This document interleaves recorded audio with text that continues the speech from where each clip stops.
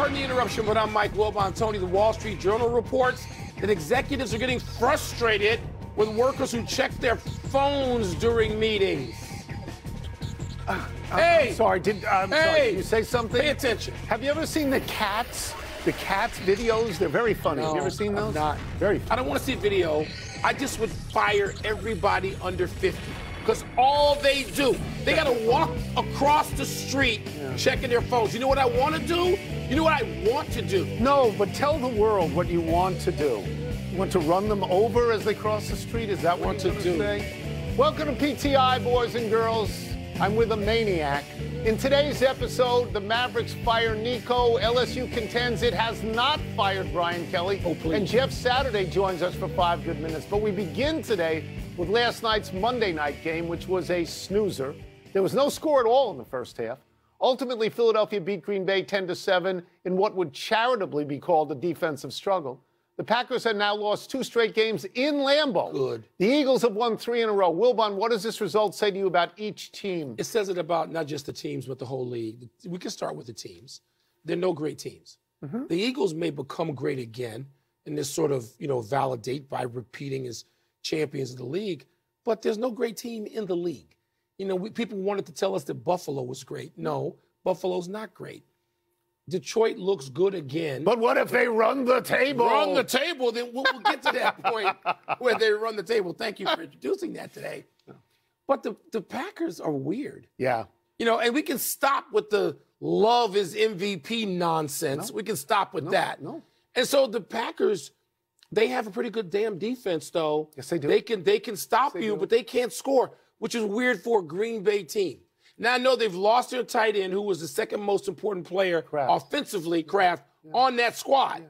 But, Tony, you look at these two, and they look like the rest of the league, which is some Sundays or Mondays, they're capable, some they're not. I'm going to go from the macro to the micro here, and I'm going to start with Green Bay. Green Bay has scored in the last 2 games a total of 20 points. Yes. They have just 2 touchdowns produced in their last 17 possessions, right? These games were both in Lambeau, which is one of the great advantages in the entire league. Maybe the best home field. So I think, thank you for mentioning Jordan Love, I think we need to look at Jordan Love. Because Jordan Love in those 2 games has no touchdown passes and 1 interception. And he seems to be, this is his 3rd year of starting every game, and he seems to be just sort of spinning in place.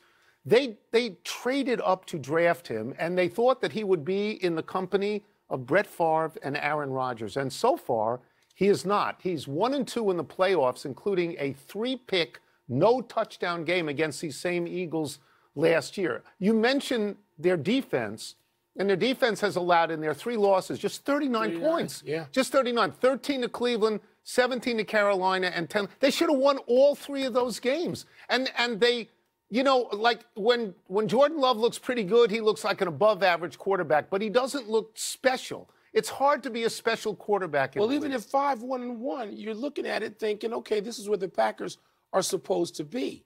But now, how about this? This makes me, made me so happy about last night's loss. Well, you're happy when the Packers lose. You know where the Packers are in the NFC Central standings? Are they behind Chicago at this point? Yeah. At 5-3-1. Give me 20 seconds on Philadelphia, because Philadelphia is fine. Philadelphia is a dependable team. They're not a flashy team. No. They are a pretty much... Not great yet. No, I'm not saying they're great. Okay. I'm not saying they're great. I'm saying they are dependable, and they don't turn the ball over. Only 4 turnovers all year. That's the best in the league. And so down the road, that has to help you. You can go through the season like this if nobody else is great. Can you just tell me one thing? What's that? What was Sirianni doing going 4th and 6? Down? And not punting the ball, seconds, not giving with yourself a small an extra lead, few seconds and yards. But he'll double down. That's what coaches do. Doesn't it seem insane? They double down. Seemed insane. Say they were right. Absolutely. Seemed insane to me. The Dallas Mavericks. Here we go.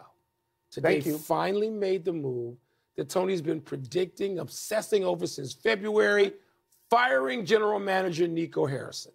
Fan chants of fire Nico. You can hear him. They rained down last night in a loss to Milwaukee, in which the Mavericks blew a 13-point lead to fall to 3-8. Their worst start in 7 years. Tone, you said Harrison's trade of Luka should lead to his firing. Yes. It has now. Mm-hmm. Is it justified? I'm sure you'll say it is. It is, yeah. But how do you feel about the timing? Well, let me get to the justification. Okay. Is it justified? It should have happened a long time ago. It's late. Okay, that's the worst trade I have ever seen in my life. There are many who would concur. Just a terrible, terrible trade. And by the way, where have you ever seen a hometown crowd chant for the firing of a GM? Like, they don't even know the names of GMs most of the time. Yeah, this is bad. That is amazing. That's an amazing thing. The home games are depressing. If you talk to people who were there in Dallas, they come away thinking, oh, my God, this was unpleasant. That's how bad it is. So let me go to the trade again. So he trades Luka Dončić for Anthony Davis. Luka Dončić, a great player and a fan favorite, right? Anthony Davis gets hurt all the time, and his derisive nickname is Street Clothes. Yeah. Okay, and so now Luka's team, without LeBron playing a minute, is 8-3, and that's pretty much all Luka. And Dallas's team is 3-8. They're 3-8 at the moment. And the worst part for Dallas, for ownership, is that people have stopped going. They're being hurt in the pocketbook. So they had to do this, and they should have done this before. I feel bad because the trade is not a trade that any of us, it seems, would have made. I don't get to know Nico a little bit. Nico Harrison didn't do this by himself. And I'm not going to sit here and act like he did it by himself. The owner has to agree. Because I know better. The owner didn't just agree. The owner was involved, okay? That's what I'm told, and I know, and I'll bet on that every day. But he's not going to fire himself. No, he's not going to fire himself. No. And so Nico has to take accountability. I'm not saying he shouldn't. That's right. And the home games, I've started to watch Dallas because I thought if Anthony Davis was out there, God help me, if Cooper Flagg was great away as the number one choice, not yet. And he isn't. Not yet. And this notion of him playing point guard, Jason Kidd, a great coach, I don't know what the hell that's about. Because he ain't a point guard, and he ain't going to never be a point guard and ever. Kyrie Irving okay? not playing. Kyrie's hurt and not there. And all those players on that team, P.J. Washington, Derek Lively, they're all dependent on a playmaking guard, and that ain't Cooper Flagg. They had one. So it's doomed. They had two. They had two. They had two. Now they have none. Now they have none. And that trade hangs over that team and that building like a curtain. It does. It's terrible. It does. I just don't want to hear Nico being here. Where's the owner? Where's he? Take some accountability. I'll tell you You're the billionaire. I'll tell you where the owner billionaire bully. Take some blame. The owner is the guy who just fired And he's hiding Nico. behind Nico. Let's stick with the topic of famous guy firings. We all thought LSU fired Brian Kelly 2 weeks ago and had to pay him the entire compensation package, which was a low $54 million. Now LSU is taking the position that Kelly wasn't actually formally terminated. In a legal filing, Kelly's attorneys say that LSU is seeking now to fire Kelly with cause to avoid that huge payout. Wilbon, what do you make of LSU's position in the Brian Kelly settlement? It's laughable. It's either somewhere between disingenuous and a flat-out lie. They got rid of him because he wasn't winning enough. Anything else, by letter or not, is a lie. That's why they fired him. Now, if I'm Brian Kelly's agent, I am sticking to this, and I say until you get to $54 million with a comma, don't even call us. Don't give us the rest of this garbage about cause. All right. So other things may later come out in this. I don't know. But from what I know now, I'm looking to see what the cause could possibly be because they fired him because, yes, he didn't win enough games. So are they going to turn around and they gave him this contract? He didn't demand it. They gave him the contract. Are they going to turn around now and say he tanked the games and that's cause? He tried to win. He tried to fit in. He even came up with that dopey Southern accent as he tried to be good there. So you have to tell me what the cause is. In the contract, moral turpitude. Are they going to find that? That's in the contract. NCAA violations. Are they going to find that? That's in the contract. But it's going to be just wins and losses. And by the way, he was 34-14 while he was there and 3-0 in bowl games. And if colleges could fire coaches for cause at any time they wanted, there'd be 100 guys out on the street tonight. 100 guys, they just fire everybody. That's right. So, but now with record, and that's the reason why they all want to be able to do it now. By all, I mean the 10 or 12 who are so damn arrogant, they think it's their birthright to win a national championship. I don't see the cause and be in the CFP because there is none. The cause is Cause he didn't win enough. That's right. That's the cause. That's right. Lies. Stop it. I think the governor may have something to do with it. I'm not certain. Let's take a break. LSU. Coming up is Mike Kafka. That's how it's pronounced. It's not Kafka. Kafka. Getting a fair test Purple. to get the Giants' full-time job. We're going to ask Jeff Saturday. We're also going to ask him to choose between the more impressive blocks Darnell Wright threw. Mike, who's going to take the LSU job now? Anybody, they're going to pay a lot. What? But they're not paying anything. They don't want to pay anything. Everybody, you know how college football works. It's all sycophants on both sides of the equation. That's all it is. Pardon the Interruption is presented by Bullet Frontier Whiskey. Please drink responsibly.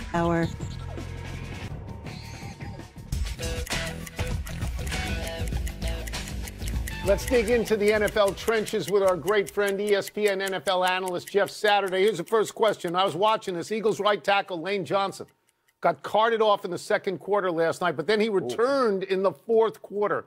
As a lineman, how do you know when to risk it by returning or to save yourself for another day? Oh, listen, first of all, I thought he was done for the year. When he got rolled up, I was like, we just lost one of the best in the business. And again, gets carted off. You're thinking terrible things. And then this animal comes back, with 6 minutes or whatever it is left. Here's the thing about offensive line that people don't realize. We play for each other. So he knows what Landon Dickerson has faced already. He knows Juergens has been out. Toth's been having to play. We all got problems, man. We all got pain. If we can get out there and be effective for our team, we're playing through pain. That's what Lane Johnson showed us. Total respect, man, for getting back out there. And again, we don't talk about, should we? We do until we can't at the O-line position. And that's exactly what he showed last night. Not just hockey players are tough. That's right. That's right. Guys in the trenches are tough. Speaking of, Jeff, Darnell Wright, who was working his way into my heart, had two great blocks the last 2 weeks. Against the Bengals, he took somebody all the way to the sideline. And then he Michael Spinks Brian Burns of the Giants. Which one of those blocks impressed you more and why? All right, so I did the first block, the run block on pancakes. So he got 3 pancakes for that block. Ooh. Where he washed the whole side down and just takes them and drives them from hash, basically to hash. So that was 3. And then this morning, I had him on there with the Brian Burns, and it was a crepe, right? So it's like a light, it's like a little app for breakfast, right? That ain't the real thing. He caught Burns on a spin, dumped him down. I loved it, but we can't go all the way. And I will say this, because Dominique made sure Dominique Foxworth, who's my cohort there on Get Up, made sure I said, Burns got the better of him a few times, so there was a little pissed off in the action for when he caught him in the spin and made him pay. The only thing I would have liked more is for Darnell jump on him. Soon as he hits his back, get on top, make sure he knows that you're there. But he's had a heck of a little run these last couple of weeks. Wright's becoming a big time player now, finally, isn't he? Absolutely. He's getting there. And it takes time. He's still got some issues on the outside edge, but he'll be the real deal in time. I want to ask you about a guy that I know a little bit, Mike Kafka, who is now taken over from Brian Daboll. And the Giants are reportedly looking at this as a 7-game test, like an audition of his, sort of head coaching abilities. You've been interim. You know how difficult this is. Is it fair? Can you do anything in that short period of time in an audition? Well, I think for Kafka, the good thing for him is he's been in the building for a time, right? He's already worked with Jackson Dart, who you hope comes back from concussion protocol. You've already seen the way he's developed. Scadaboo before the injury, Neighbors, right? So there's some water under the bridge for him. He's also been a finalist for a couple of jobs already, and so he's kind of built his credibility in this building. And I think with Shane and the relationship he's seen from the development of Jackson Dart, I think that's where the true audition comes in, right? Is already knowing the guys in the building, building from the relationship you've already started with these guys, and then showing them kind of, hey, this is what it looks like. Now, wins and losses, it's hard to attribute that to coaching right now, especially coming in. Let's be honest, like Daboll, they had 4 leads in the fourth quarter and somehow couldn't hold on to them. That's probably the greatest indictment on him. but Kafka can show not only the Giants, but other jobs that are to come up. Hey, this is kind of what you're going to get. QB development. You know, here's what I did for the receivers. Here's what I did for the running backs. And then kind of, you know, that's kind of your the information that gets put out on you, not only for the Giants, but for the other guys in the league. We will get you out of here on this. Speaking of the Giants' vacancy, Bill Belichick's name is being floated out there as a possible candidate for the Giants job. Thank you. He's won his last 2 at North Carolina. You know North Carolina pretty well. Have you seen changes in how he's coaching that team lately? I have. Listen, you watch a lot of self-inflicted wounds early in the season, and a couple games before the 2 that we've won, we had a chance. We really should have won them in the fourth quarter. Had some fumbles going in, and I think it's just you're watching that defense really develop. They've gotten really sticky over the last couple weeks. And I think you're seeing the progression. I think everybody understood this is going to take time. He'll continue to add talent to the roster, and we'll get the most out of these guys. It takes time, you know, for a guy who's coming from the league to college, the whole recruiting thing. So I think Bill is finally getting some traction on this thing. Guys are starting to develop and buy in, and the results have shown that on the field. Thank you so much, Jeff, as always. Thank you, Jeff. Appreciate it. Thank you. I appreciate y'all. Let me just say this. We do until we can't. That's Jeff's phrase about offensive linemen. We do until we can't. Let's take one last break. Still to come, did Cade Cunningham or Victor Wembanyama, Wilbon's fave, post a more impressive performance last night? Wembanyama performance angered me greatly.